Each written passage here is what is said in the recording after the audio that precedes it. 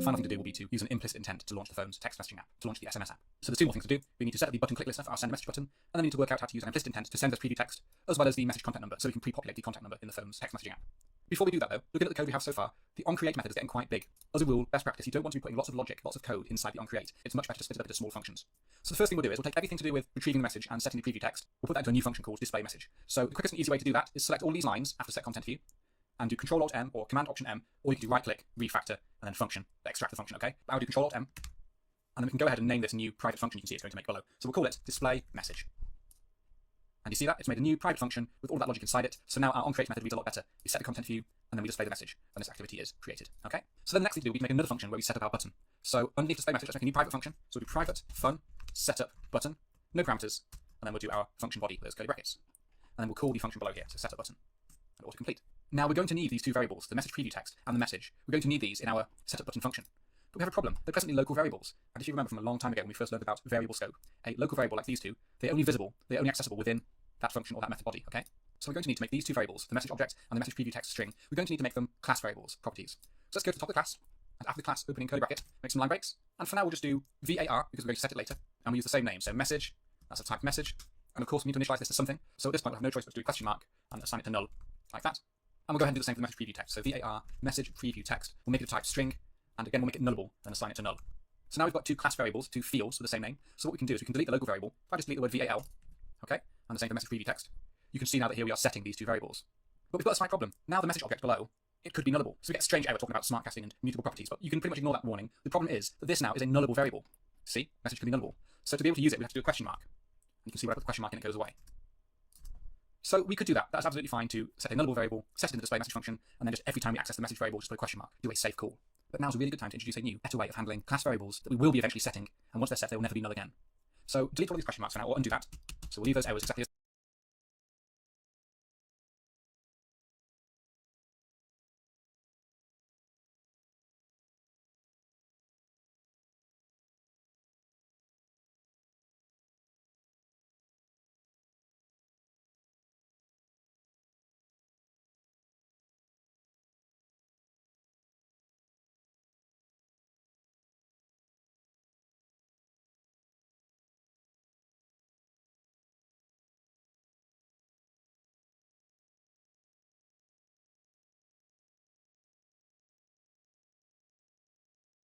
they are.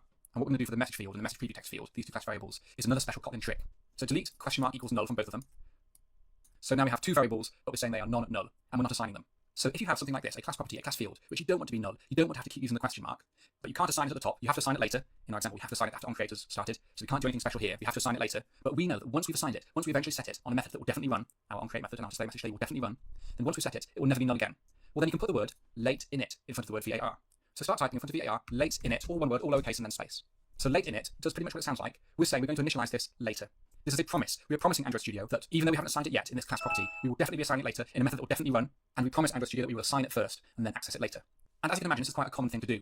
It's not always possible to assign it or initialize it at the point where we declare it at the top of the class. We need onCreate to run to be able to get our intent. But we know that we will definitely be assigning it, so it's like a promise. We promise to initialize this later. So late init var, the variable that's initialized later.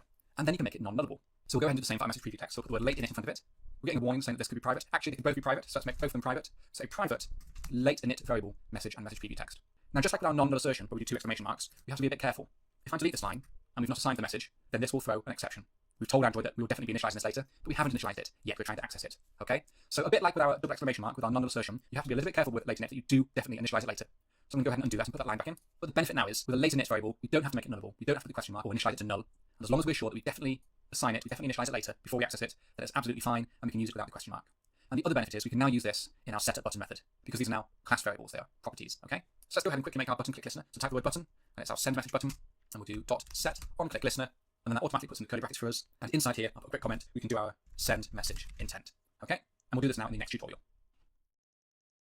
The final bit of functionality that our app needs to be feature complete is for the send message button to open up the phone's text messaging app, or the SMS app. So when they click the send message button, it passes through our preview text, as well as the message contact number to the text messaging app. So if you remember from a long time ago, in our restaurant app, we use what's called an implicit intent. Rather than an explicit intent where we specify which activity to open, we instead specify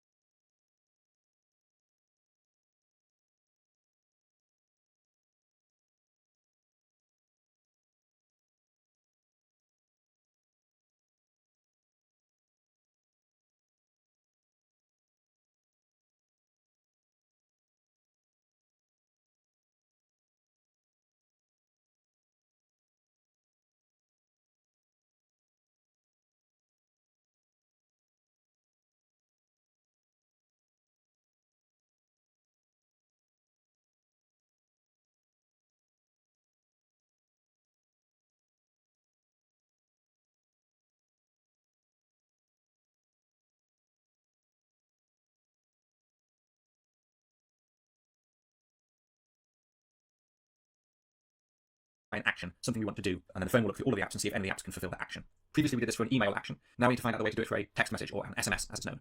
So I'm going to head over to my browser, and I'm going to search for Android Common Intents, and then search. And then we want this top one, developer.android.com guide, Common Intents. And this is our big long page with all of the different actions that we can do. Okay, there's lots and lots of stuff here. Let's just recap though what an implicit intent is. So an intent allows you to start an activity in another app by describing a simple action you'd like to perform. This type of intent is called an implicit intent because it does not specify the app component to start, the activity, but instead it specifies an action and then provides some data with which to perform that action. So this is our implicit intent, and on the right-hand side in the page contents we have all these different actions we can start from alarm clocks and calendars before we do the email action, and the one we need to find for text messaging, which is at the bottom there, so compose an SMS or an MMS with an attachment if it needs to be. So click on text messaging. So in the text messaging section we can see to initiate an SMS, that's a text message, or an MMS, that's a multimedia message, use one of the intent actions below and then pass some details through. So if we scroll down, we have a couple of examples, okay? But just looking at the very top, we see we can use action send to, action send, and action send multiple. And I'll be the first to admit that the documentation isn't very clear on the differences here. So let me give you a tip. In my experience, it's always best to use the action send to rather than the other two, unless you want to send it to multiple people, of course. So do use the action send to. If you use the send to action, you then need to specify one of these data types, SMS2, MMS2, okay? So use send to, then specify whether it's an SMS message or an email message or whatever kind of message, okay? I'll go through this in more detail when we go back to our project and copy the code in. So we use send to, then we have this as the data. If we scroll down now, there's a couple of examples here. We're in a function called compose MMS message for a multimedia message, so we won't be using the attachment for the picture, okay? But we will have the SMS body. If you look at the second example, it says, if you want to ensure that your intent is handled only by a text messaging app, and not, say, by an email or social media app, then we want to use the send to action, and then include the SMS2 data scheme. And then if you look below, we have the example there. They have it in both Java and in Kotlin, which is really good, so you can choose which language. Obviously, we're now using Kotlin. Now, when I look at their example, the example actually looks a little bit wrong. They're using the intent action send, okay, but they should be using this send to action. So don't worry about this example code. We'll copy it and then change it to work for us. So what I'd like you to copy now is not the whole function, as we're going to be putting this inside our button click listener. And don't bother with this if statement with the resolve activity thing. We don't care about that. Just copy this intent block. So val intent equals, and then both the curly braces stopping just before the if statement. So go ahead and copy that, and then we'll go back to our project. So we'll replace the comment with this new code, so paste. Now we've got a few errors because we need to import all these new classes. So if I click on any of the red errors, we get a little underline. I can do Alt-Enter or Option-Enter. I can import that.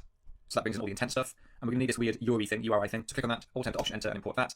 And we can delete this attachment line. We need this weird equals, and don't bother with example. Then if we look, and not, we will have the SMS body, compose MMS with the code in. So we use send to, then we have this as the data. If we scroll down now, there's a couple of examples here. We're in a function. So looking at the very top, one of the intent. So for type, but instead, this intent is, this is our big intents, and then search. And then we want this top one, developer.android.com guide, common intents. And this is our big long page with all the different actions that we can do, okay? There's lots and lots of stuff here. Let's just recap though what an implicit intent is. So an intent allows you to start an activity in another app by describing a simple action you'd like to perform. This type of intent is called an implicit intent because it does not specify the app component to start, the activity, but instead it specifies an action and then provides some data with which to perform that action. So this is our implicit intent, and on the right-hand side in the page contents we have all these different actions we can start from alarm clocks and calendars before we do the email action, and the one we need to find for text messaging, which is at the bottom there, so compose an SMS or an MMS with an attachment if it needs to be. So click on text messaging. So in the text messaging section we can see to initiate an SMS, that's a text message, or an MMS, that's a multimedia message, use one of the intent actions below and pass some details through. So if we scroll down, we have a couple of examples, okay? But just looking at the very top, we see we can use action send to, action send, and action send multiple. And I'll be the first to admit that the documentation isn't very clear on the differences here. So let me give you a tip. In my experience, it's always best to use the action send to rather than the other two, unless you want to send it to multiple people, of course. So do use the action send to. If you use the send to action, you then need to specify one of these data types, SMS2, MMS2, okay? So use send to, and then specify whether it's an SMS message or an email message or whatever kind of message, okay? I'll go through this in more detail when we go back to our project and copy the code in. So we use send to, and we have this as the data. If we scroll down now, there's a couple of examples here. We're in a function called compose MMS message for a multimedia message, so we won't be using the attachment for the picture, okay? But we will have the SMS body. If you look at the second example, it says, if you want to ensure that your intent is handled only by a text messaging app, and not, say, by an email or social media app, then we want to use the send to action, and then include the SMS2 data scheme. Then if we look below, we have the example there. They have it in both Java and in Kotlin, which is really good, so you can choose which language. Obviously, we're now using Kotlin. Now, when I look at their example, the example actually looks a little bit wrong. They're using the intent action send, okay, but they should be using this send to action. So don't worry about this example code. We'll copy it and then change it to work for us. So what I'd like you to copy now is not the whole function, as we're going to be putting this inside our button click listener. And don't bother with this if statement with the resolve activity thing. We don't care about that. Just copy this intent block. So val intent equals, and then both the curly braces stopping just before the if statement. So go ahead and copy that, and then we'll go back to our project. So we'll replace the comment with this new code, so paste. Now we've got a few errors because we need to import all these new classes. So if I click on any of the red errors, we get a little underline. I can do Alt-Enter or Option-Enter. I can import that. So that brings in all the intent stuff. And we're going to need this weird URI thing, so click on that, Alt-Enter, Option-Enter, and import that. And we can delete this attachment line, as we're not going to be sending a picture. We're not going to be sending a multimedia message. So let's go ahead and delete this. So the first thing I'd like you to do is change this to action send to. In my experience, there is a sort of difference between the two things, but it's hard to explain. But by using send to, along with this data, SMS2, it's a lot better for ensuring it opens the right kind of app. Okay, action send is a bit more vague, but action send to, we can specify this SMS2 thing to guarantee we'll open our text messaging app, and we can pass through the number as well. Now, if you look, after our new intent object here, we have a dot apply and then some brackets. Now, this is a new special Kotlin thing that we haven't covered yet. It's the equivalent of doing this. I'm just going to show you this. You don't need to copy this. I'm going to make another intent called intent to. I'll do the intent action send to, and I'll stop there, okay? Then I can set properties and methods on this variable. I can do intent to dot data, and do the same thing. I can do intent to dot put extra, okay? So this apply block, which I will cover in a later section, same thing. I can do intent to dot put extra, okay? So this apply block, which I will cover in a later section, is a fancy Kotlin trick to stop you having to keep calling the same variable, intent to dot data, intent to dot put extra, intent to dot this, intent to dot that. If you're going to be calling the same variable over and over again in Kotlin, there's this trick where you can use this apply block. Don't worry about that for now. We will leave their example code, so I'll just delete my example below. Okay? I just didn't want you to see something new and be confused by it. So this is the same as saying intent.data, intent.putExtra. So we can delete the comment saying that this ensures only SMS apps respond, so we'll delete that. And after SMS2, we will pass in our message contact number. So we can use string templating, do $, message, and then do dot, and we'll do the contact number. So what this will do is it will include in this Yuri.parse, in this Yuri string that you can see there, it will include SMS2 and then the mobile phone number of the person we want to contact. And what that will do is, when we go through to our text messaging application, it will pre-populate their number, which will be a better experience for our users of our app. Okay? And the final thing we do, just like a normal intent, we put extra, we put in this extra bit of data. The name is SMS body, it must be exactly this, okay? And then we pass through what should be our message string. Now at the moment, our message is our custom object, it's not a string. So what we really want is this message preview text. We're going to copy this through, okay? So go ahead and change the message object for message preview text. And that is our intent done. So now we can do start activity and do the intent. And that is all we need to do. So to recap what we've done there, we make a new intent object. Rather than specifying this screen and then a specific activity, we instead do an action, send to. This is an implicit intent. So Android will look on the phone and see any app that can handle action send to with this type of data, SMS2, okay? We got this bit of code from the documentation. We don't need to remember this or memorize this, okay? But what this will do is it will ensure that only a text messaging app can respond because we have SMS2. And then we put in the intent, we put in our letter, that extra bit of data, we give it the name of SMS body because our text messaging app knows how to receive this kind of thing. And we give it our message preview text. So that's our special implicit intent to open up a text messaging app. And then we simply start activity. So let's go ahead now and run this app to confirm that this works as expected. So run. So let's now fill out this form properly. So this can be Edward employer, and then number can be my special. So my name I'll give to Vin Norman. I said I am a junior. I refer to myself as an Android engineer, and I will not do immediate start. I'll say I can start from Christmas Eve. Why not? 24/12/2020. Okay. So I'll preview the message. That looks pretty good to me. So now when I click send message, the phone jumps to the phone's text messaging app. It automatically includes their contact number at the top, which is fantastic. It's a conversation with 07711, and if I just click and drag up here, I have the whole message ready to send. So that's our app now complete, working as it should. We'll do a couple more tutorials after this where we clean some things up, get rid of some warnings, and make our app as professional as possible. But the app now works as it's supposed to, and you can install this on your phone and start using this yourself to promote yourself if you wanted to. So very well done if you've got to this point. Okay, let's move on.